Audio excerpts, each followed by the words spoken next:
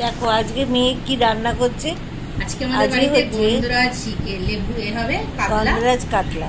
এই দেখো কাতলা মাছের এই যে পিসটা নিয়েছি, একটা পেটি একটা গাঁতা নিয়েছি, এর মধ্যে একটু সর্ষের তেল আর কাশ্মীরি লঙ্কা, হলুদ আর নুন ম্যারিনেশন করে রেখে দিয়েছি। এই দেখো এইভাবে রেখে দিয়েছি। এবার এই যে লেবুটা, লেবুর ওপরের সবুজ অংশটা এই দেখো এইভাবে আমরা গ্রেট করেছি, তুলে নিয়ে এবার এর সাথে সেটাও দিয়ে দেবো। আর ম্যারিনেশনের জন্য এই দেখো এইগুলো আমি অলরেডি দিয়েছি, সেগুলো তোমাদের দেখানোর জন্য সাজিয়ে রেখেছি। নুন আছে এখানে, একটু মানে গুঁড়ো ধনে আছে, গুঁড়ো জিরে আছে, আর একটু কাশ্মীরি লঙ্কা আর হলুদ, এতে তো লাগেই। আর তার সাথে এই টক দই, এটা মাছের সাথে দিয়ে দেবো।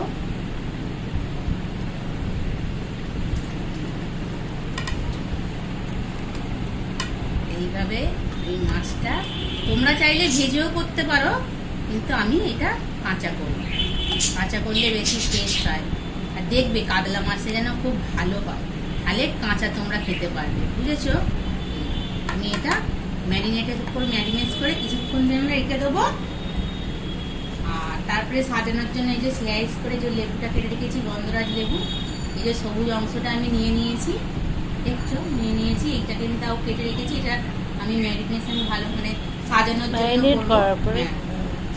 চলো রান্নাটা করা যাক। রান্নার উপরে দিয়ে দিবি, সাজিয়ে দিয়ে দেবো। এটা আমি মাখিয়ে রাখলাম, খানিকক্ষণের পর মাখিয়ে রাখবো, তারপরে রান্নাটা করবো। কড়াতে আর তেল দিতে লাগে না, এটা যেহেতু তেল আছে কড়াতে, শুধু এমনি গরম করে মাছটা দিয়ে দিলেই হয়ে যাবে।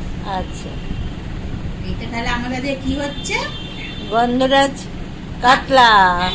গন্ধরাজ কাতলা বন্ধুরা দেখো, আজকে আমাদের গন্ধরাজ কাতলা, এটাই হচ্ছে মেনুতে ফার্স্ট। এটা হচ্ছে স্পেশাল আমাদের রান্না। আর ঠিক আছে, তোমাদের সেটা আলাদাভাবে আমি দেখিয়ে দিয়েছি, কারণ এর মধ্যেই মাকে রেখে দিয়েছি, তো সেই জন্য আলাদাভাবে আলাদাভাবে দেখানোর জন্য এগুলো সাজিয়ে কি দিয়েছি।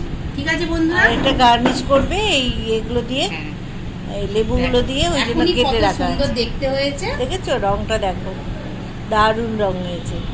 এইটা এবার যখন রান্না হবে তখন বুঝতে পারছো কত সুন্দর হবে দেখতে। ঠিক আছে, তোমরা শিখে নিলে এইভাবে তোমরা গন্ধরাজ কাতলা করবে, কেমন? ঠিক আছে, ছাড়ছি।